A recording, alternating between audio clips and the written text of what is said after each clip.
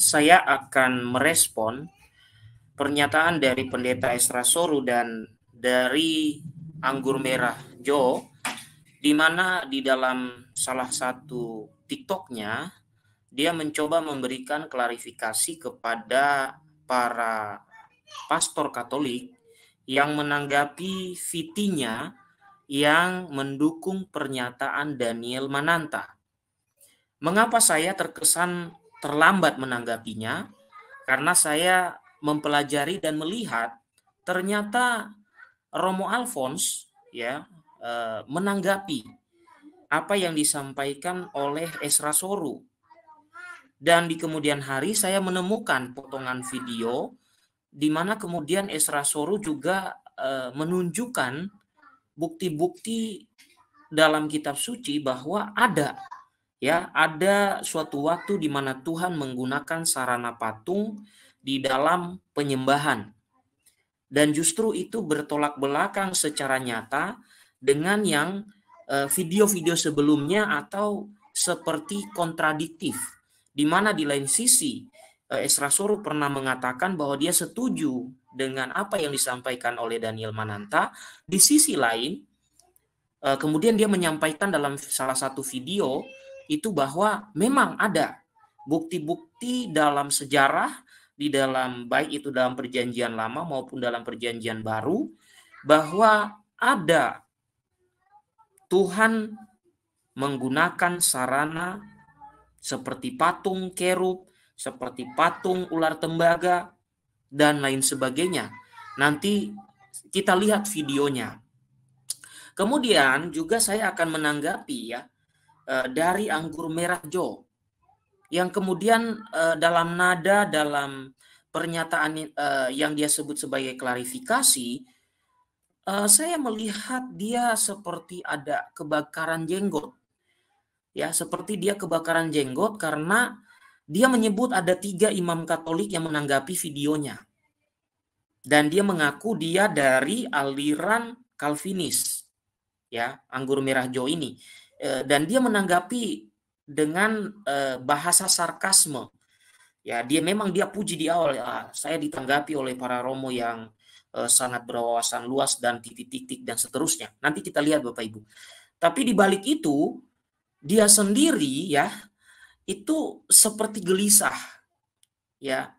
Dan justru puji Tuhan, syukur kepada Allah Tritunggal Bapak Ibu. Saat ini saya bersyukur bahwa banyak para imam yang memandang penting katekese di sosial media ini. Baik itu di TikTok, Facebook, Twitter, YouTube, dan lain sebagainya. Saya justru bersyukur. Nah, ini bukti bahwa ketika kita menanggapi, pasti orang-orang itu akan berpikir 1000 kali untuk menghina-hina ataupun menuduh-nuduh iman Katolik lagi. Karena kita tidak berdiam. Ini zaman keterbukaan, ini zaman medsos. Semua orang bisa mengakses. Kalau yang kita sampaikan salah, yang kita sampaikan tuduhan-tuduhan, yang mereka sampaikan tuduhan-tuduhan kepada kita, kalau tidak ditanggapi, ini bisa menjadi suatu kebenaran di kemudian hari. Nah, inilah pertanda untuk Anda, Anggur Merah Jo. Kalau kami orang Katolik semua serentak menanggapi, percayalah, percaya nggak Anda, seluruh dunia ini, kalau apologet Katolik bersatu, menanggapi setiap apa yang kalian tuduh dari berbagai bangsa, saya yakin kalian akan keteteran. Ya, saya sedang berjuang ini Bapak Ibu, bisa berkomunikasi dengan apologet-apologet Katolik dari negara lain. Saya sedang berusaha. Entah nanti bisa atau tidak, terserah. Saya sedang berusaha. Karena mereka misalnya apologet Katolik yang ada di Amerika. Itu mereka juga sama menghadapi pertanyaan-pertanyaan dan tuduhan-tuduhan yang sama. Dan mereka menanggapi. Jadi kalau bersatu seluruhnya di seluruh dunia, saya akan mengatakan bahwa kalian tidak lagi bebas untuk menuduh sembarangan gereja Katolik. Sudah cukup ketika zaman belum ada medsos ini. Kalian bebas ngomong apa saja. Bebas membuat pernyataan apa saja. Sekarang sudah tidak. para imam Katolik yang muda-muda saya melihat, ya ada yang muda-muda, ada diakon, ada frater dan lain sebagainya, ada yang aktif di TikTok, suster-suster, bruder dan sebagainya. Puji Tuhan, haleluya, saya sangat bersyukur. Ya. Nah, Bapak Ibu, mari kita lihat terlebih dahulu pernyataan dari Ezra Soru yang dia mengatakan bahwa dia tidak setuju dengan Daniel Mananta. Tapi nanti kita akan melihat juga bagaimana dia membuat video yang mengatakan atau menyatakan bahwa dia setuju. Ya, dia setuju dengan apa yang disampaikan. Nah, ini untuk kita bisa melihat orang-orang ini berada dalam keraguan-raguan, pelin-pelan, tidak punya pendirian. Ya, itu akibatnya karena tidak ada magisterium, tidak ada kuasa mengajar. Setiap orang berkuasa mengajar sesuka hatinya. Oke, kita lihat dulu video berikut ini.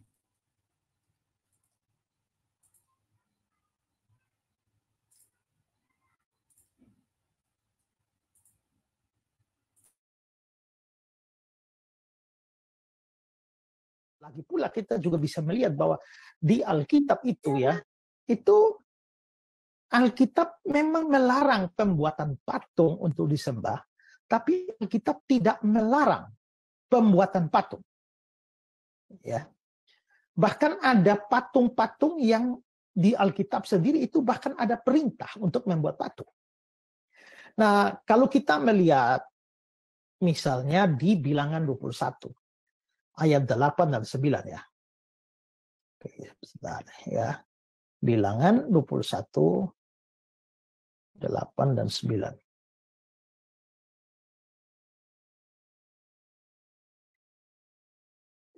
Maka berfirmanlah Tuhan kepada Musa, buatlah ular tedung dan taruh itu pada sebuah tiang. Maka setiap orang yang terpagut, jika melihatnya dia akan tetap hidup. Lalu Musa membuat ular tembaga dan menaruhnya pada sebuah tiang. Maka jika seorang dibagut ular, dia memandang pada ular itu dia tetap hidup. Ini buatlah ular tedung dan taruh pada sebuah tiang. Ini jelas sebuah patung. Patung ular yang ditaruh di tiang. Ini patung. Dan patung ini tidak disembah. Memang belakangan disembah. Makanya patung itu dimusnahkan. Tapi ini Tuhan sendiri yang suruh. Kalau Tuhan sendiri yang suruh, ya berarti memang pembuatan patung tidak salah. Yang salah adalah patung yang disembah. Juga nanti kita bisa melihat juga di dalam patung keruk. Seperti yang di dalam Keluaran 25. Tadi saya tunjukkan ayatnya ya. Keluaran 25. Dan haruslah kau buat 2 kerup. Kerup itu patung. Patung malaikat dia. Yang kau buat itu dari emas pada kedua ujung tutup perdamaian itu. Buatlah 1 kerup pada ujung sebelah sini, 1 kerup pada ujung sebelah sana. Seiras dengan tutup perdamaian itu, kamu buat kerup itu di atas kedua ujungnya. Kerup-kerup itu harus mengembangkan kedua sayapnya ke atas. Sedap sayap-sayapnya menudungi tutup perdamaian dan mukanya menghadap kepala masing-masing. Kepada tutup pendamaian itu haruslah mereka hadap kerup-kerup itu. Walaupun tidak dibilang patung sih, tapi itu pasti patung. Itu Tuhan yang perintahkan. Jadi pembuatan patung itu bukan sesuatu yang dilarang oleh Alkitab. Yang dilarang oleh Alkitab itu adalah kalau patungnya disembah. Jadi kalau memang hanya patung, nggak ada roh jahat apa-apa di sana. Kalau patung yang disembah, sangat mungkin ada roh jahat di sana. Jadi sekarang tergantung apa yang si Daniel Mananta ini maksudkan. Kalau dia bagian awal dia bicara patung yang disembah, ada roh jahat. Dan walaupun di bagian terakhir dia bikin kesimpulan lagi tanpa kata disembah, tapi dia memaksudkan seperti bagian awal, dia nggak salah. Tapi seandainya yang dia maksudkan dalam bagian akhir itu seadanya patung disembah atau tidak disembah ada roh jahatnya, maka dia salah. Nah, itu persoalan pertama menurut saya.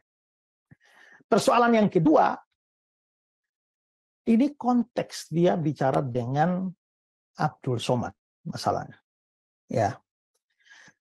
Nah, saya lihat YouTube-nya dia itu Nah, saya coba mencari perkataan ini, tapi nggak ketemu ya. Tapi saya sempat mendapatkan, karena ada banyak, mungkin videonya dipotong-potong ya, jadi banyak. Jadi sepertinya konteksnya ini ketika Daniel Mananta bertanya kepada Abdul Somad terkait dengan perkataan dia soal adanya jin kafir di belakang, di balik patung Yesus. Nah, sangat mungkin bahwa dari pembicaraan itu, lalu muncullah persoalan pembahasan tentang patung. Karena UAS mengatakan bahwa ada jin kafir di balik patung. Sehingga bisa jadi percakapan mereka berlanjut tentang adanya unclean spirit, roh jahat di balik patung. Ya. Dan karena itulah dikatakan kan di bagian awal bahwa dalam hal itu Daniel Mananta setuju dengan Abdul Somad. Kalau memang itu konteksnya, apakah kata-kata itu untuk membenarkan omongan UAS bahwa ada jin kafir di balik patung Yesus? Persoalannya kembali pada apakah patung Yesus itu adalah patung yang disembah? Kalau patung Yesus disembah, dan menurut Daniel Mananta yang juga cocok dengan UAS bahwa ada unclean spirit, ada roh jahat di balik patung itu, ya mungkin saja artinya jadi pandangan bahwa di balik patung Yesus itu ada jin kafir atau ada roh jahat. Tapi setahu saya ya, salib sebagai simbol Kristen itu tidak pernah disembah. Ya. Mungkin ada orang yang menyembah salib, tapi pada umumnya orang Kristen tidak menyembah salib. Jadi kalau patung salib itu tidak disembah, ya berarti tidak ada dosa apa-apa di sana.